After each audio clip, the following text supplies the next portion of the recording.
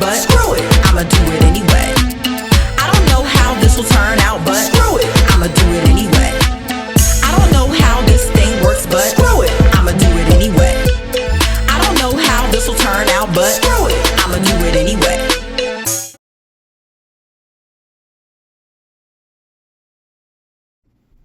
What is up, good people? It's your girl Nikki P, and this is Soul Untamed, where we are talking about creating a life that is designed by us and not for us. So this is the first episode in this podcast series. I'm going to go ahead and call it a podcast. And in this episode, I want to talk to you about the reasons why people are not living life in alignment with who they are. Now, before I give the 5 reasons for why that is the case, let me just talk about in what ways you can tell when somebody or you is living a life that is not in alignment with who they are. Let's define that first. So when your life is in alignment, right, with your purpose, you feel a sense of peace. You feel a sense of groundedness. Even when not everything, but even when you are operating in a season maybe of uncertainty, you still feel anchored. You don't feel like you're out of whack. That's one way that you know that your life is in alignment with who you are. Another way is you honor your boundaries. The boundaries and the values and the desires that you have for yourself. When you know how to say no, when you know how to choose yourself above pleasing somebody else, doing anything that is inauthentic to who you are, those are signs that you are living a life in alignment, right? When you're out of alignment, it looks like this. You feel disconnected. You feel disconnected from your purpose. You feel disconnected from your why, and you don't have a reason for it, right? You just know that this is how you feel. You just feel a sense of discontentment and disconnectedness, right? And another way is on the flip side of honoring your boundaries, you do not honor your boundaries. You self-sacrifice consistently. Other people's opinions, other people's voices are louder than your own. That is a sign of being out of alignment. So now that we've identified that, let's talk a little bit about the 5 reasons why people are living out of alignment. Now, it's not only 5, but I'm only going to talk about 5 today. So the first one I want to talk about is you are conditioned that way from childhood. Most of us grew up raised in an environment where the messaging was you go to school, you get a degree, you get a job, you stay in said job, work for, 45 plus years-ish, and then you retire. Usually go back into retirement. They don't tell you that part. A lot of people I know that retired, they come out of retirement to go back to work because they weren't set up properly. So, working more than 45 years and then that is your story. That's what a lot of us are told. So when we enter into adulthood, we've received this messaging on repeat for so long that that's how we start life off. That is what we do. I know that is my personal story. I went to college, not because I wanted to. I went to college basically because that kind of what was presented to me. That was kind of what was subtly, mentioned to me throughout my life. I wasn't given other choices. It was like, you're going to college. I got that messaging at school. I got that messaging at home. That's the first reason. The second reason is fear of judgment.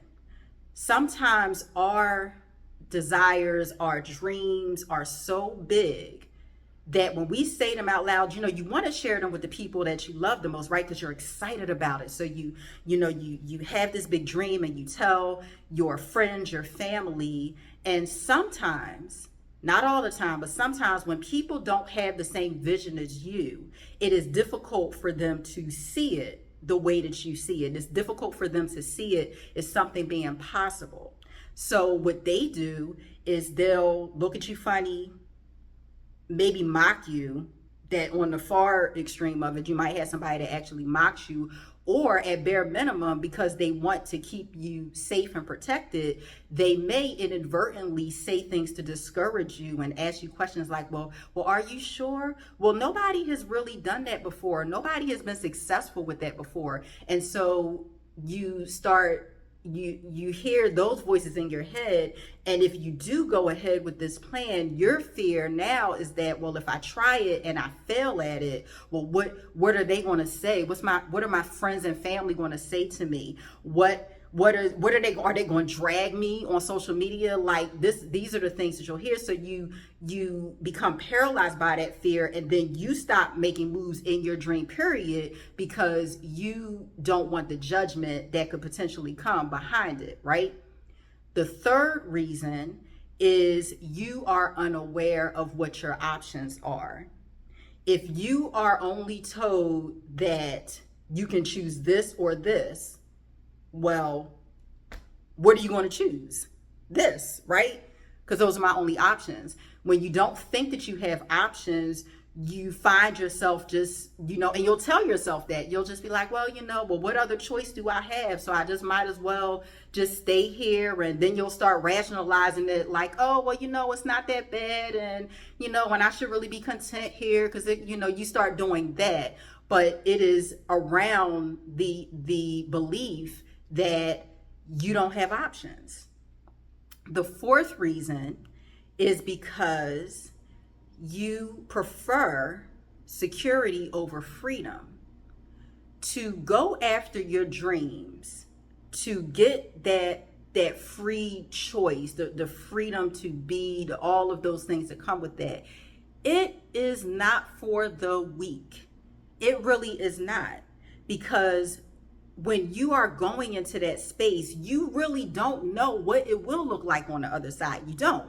When you make decisions and you start taking action steps to start that business, to go out on that date, to take a chance on love, to just put yourself out there in whatever it is. If you want to move from one city to another, one country to another, you don't know what's on the other side of that. And even though it sounds good in theory when we talk about it, but the actual process of getting there sounds really scary. So you opt to go with the secure way, whatever that space is that provides more security, or what you think is security. You stay in the job because at least or you believe that you will be getting a check every week, every 2 weeks, every month. What amount it is, you can count on it, you believe in it. That's the case for you, right? And it is easier to accept that because you know exactly what is coming. But if you take the route to entrepreneurship, well, you don't know what's coming. You don't know. You'll start this business, you don't know how long it'll take to get up off the ground. You don't know if you'll have months that are consistently lucrative, or you'll have peaks and valleys, which is really the reality of a lot of business owners. Any chance that you could take, anything, it's not just in business, it's in any choice that you make in life. If you move from one city to another, well, you don't know, but this city that you're currently living in. So sometimes you'll opt to be like, okay, well, I'll just stay here because I know this. So people choose security over the possibility of freedom because they don't know. And the last one I'm going to talk about is limiting beliefs. Whatever you believe is your truth, plain and simple. The reason why is because your mind will look for evidence to support whatever belief you have. If you believe that something that you touch is going to fail, you will look at all the reasons for why it will fail. And that to you will serve as the evidence that you need, and you'll self-sabotage yourself. So when it happens that way, which you basically manifested by thinking about it so much, you'll say, see, that was it. It's limiting beliefs. You really can only go as far as you see. As far as you see. So if you only see out here, you will never ever try to go past here because you believe that this is your cap. This is your cap. You won't try to go any further. And limiting beliefs will keep you in a cage that you don't even know that you built. Those are the reasons for why people do not create a life on their terms. All of the 5 that I just said and more, but all the 5 that I just said. And so over the next few weeks, these are topics that I will be digging more into because I'm trying to tear all those walls down. This is not the truth that we are accepting in this community. If you're here because you know deep down, you know it in your being that there is something out here more for you to do. You know deep down that you were not given the dreams that you have in your soul. You know that you were not given that if it was out of reach. If you're still listening to me after all this time, something that I said is resonating with you. So as I close out this episode, I want to leave you with this. I want you to look at your life and I want you to pick one area that you can take one small action to get more to the life that you desire.